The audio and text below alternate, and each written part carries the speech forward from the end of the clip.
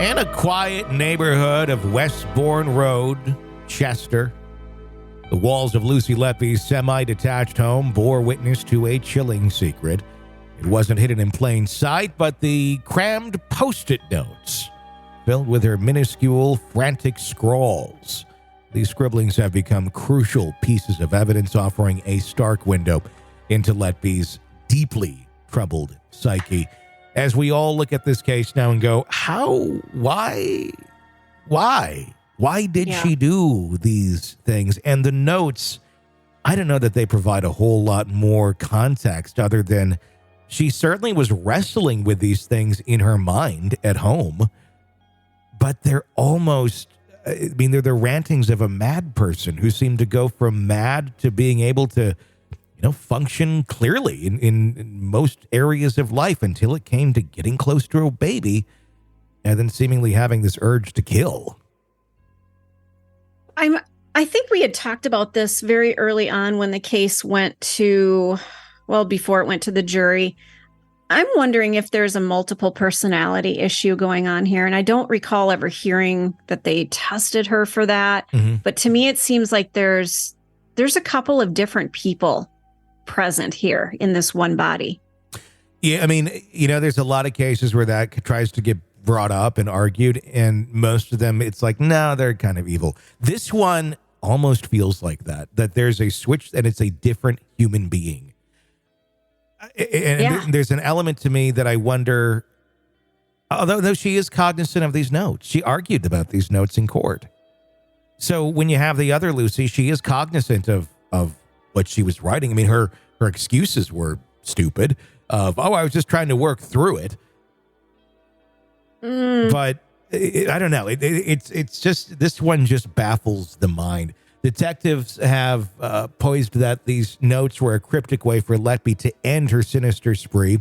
A deeper analysis reveals more. These Post-its are not a confession, nor are they simple scribbles. They provide a raw, unfiltered look into the recesses of a very disturbed mind.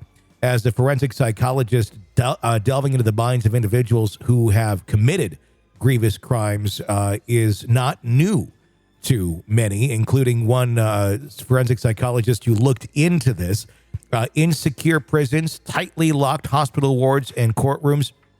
This psychiatrist claims that they've encountered many who tread the dark path, but Lucy is more distinct. The notes are filled with expressions that exemplify negative cognitions, says this psychiatrist. Phrases such as, I don't deserve mom and dad, hate myself, and the world is better off without me resonate with overwhelming guilt, shame, and self-hatred.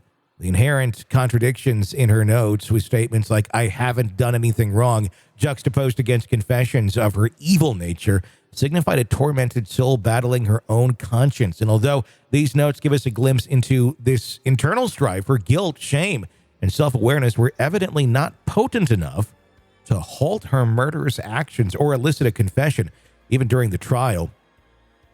Interested in these scribbles, Letby frequently mentioned her cats, Tigger and Smudge. This is a cat person. Perhaps they were of solace, bringing beings that she could control and exhibit genuine affection towards, in stark contrast to the heinous crimes that she committed. Despite these profound revelations, classifying Letby under standard psychiatric condition remains challenging. There's little evidence in these notes that hint towards her suffering from a severe mental illness. However, signs of anxiety and depression permeate the writings. She scribbled help and hate, coupled with the overwhelming intensity of her notes, all point towards a deeply troubled mind. Yet these symptoms did not impair her daily functions. Colleagues never reported any peculiar stress or abnormal behavior in her role at the hospital. She was very much calm in nature, committing unimaginable crimes and outwardly somehow maintaining that composed facade, making this all extremely creepy. Motivations behind Lucy Letby's actions are intricate. While one might be tempted to accept her statement, I killed them on purpose because I'm not good enough to care for them, as a genuine reflection of her motives, it might be an expression of self-pity, claims this psychologist. The actual driving forces, it appears, were the desire for control, power, and a pervasive thrill in being around the grieving process. Letby's morbid need to be present during moments of overwhelming parental grief, even when the babies were not her parents, underscores a deeper, more sinister craving, according to what the psychologist told the Daily Mail. Moreover, despite her crimes, Letby doesn't align neatly with the classical traits of psychopathy. She might have lied to shield her deeds, but she didn't fabricate an alternate reality. The key differentiator here is her emotional perception. She might cognitively understand the repercussions of her actions. Emotionally, she seems to remain detached. The suffering of others doesn't cause her pain. Instead, she draws a pervasive pleasure from it. In the end, Lucy Letby is an enigma. Her behavior before her heinous acts did not raise alarms. She was perceived as amicable, diligent, and competent. Trying to reconcile this image with the one painted by her Post-it notes is extremely unsettling, with Letby unlikely to ever leave prison for the rest of her life.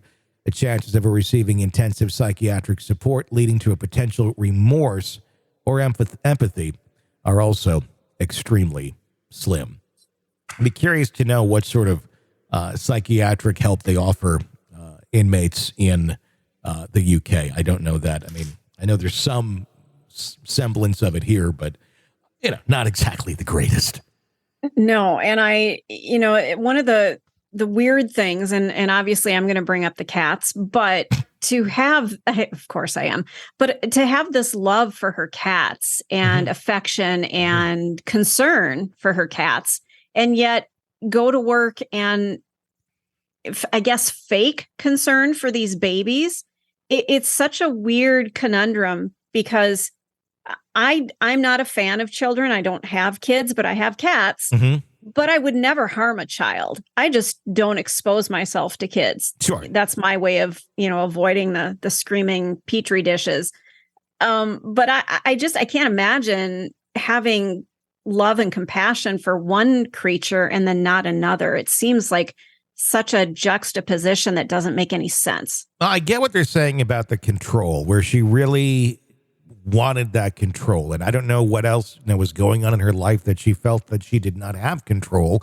One would think that just being in her position, there would be a lot of control there. You're helping people, supposedly, with their health. You're trying to help people get by, get out of that hospital.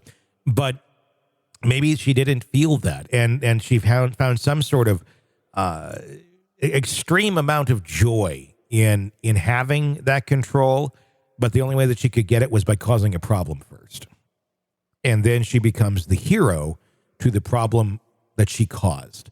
And if sometimes the hero role turns out, oh, you revived this child, they're back, they're good job.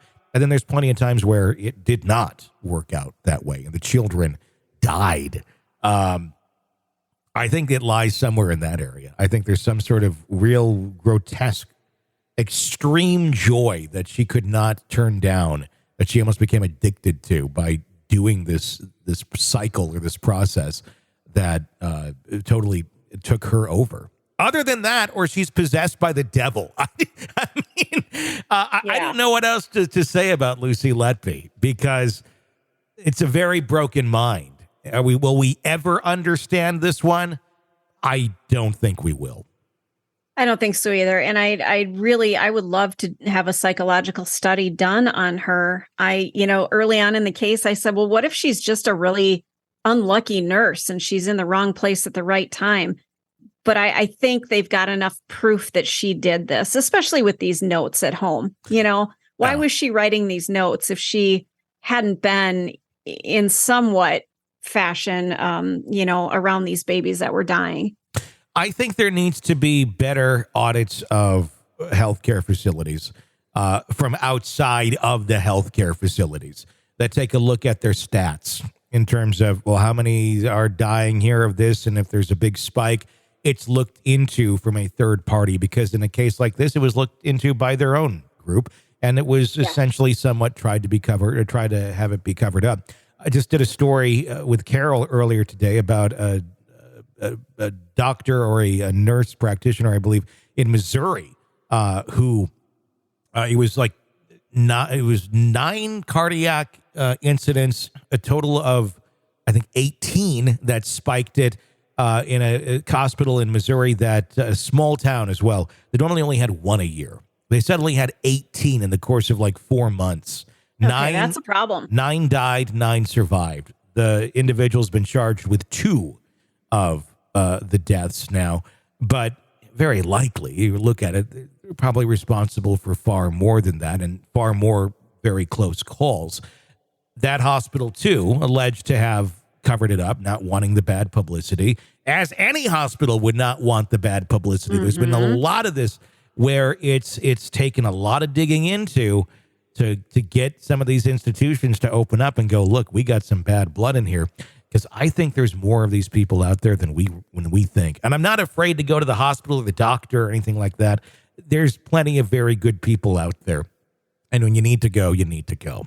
But this exists, and it needs a little more oversight to prevent these people from being able to thrive and do what they do for as long as they do. Because it's not just, oh, this one seems bad, like what happened here, we're going to pull you. It's like, oh, 18 down?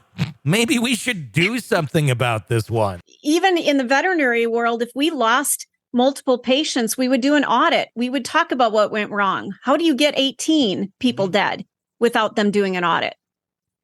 You need to. Otherwise, there's just going to be more dead people. You're locked into the Hidden Killers podcast. Want more? Start binging on all of our true crime podcasts right now through Apple Podcasts and get an ad-free experience when you sign up to be a True Crime Today Premium Plus member exclusively on Apple Podcasts. More of the Hidden Killers podcast dropping soon. Press subscribe now.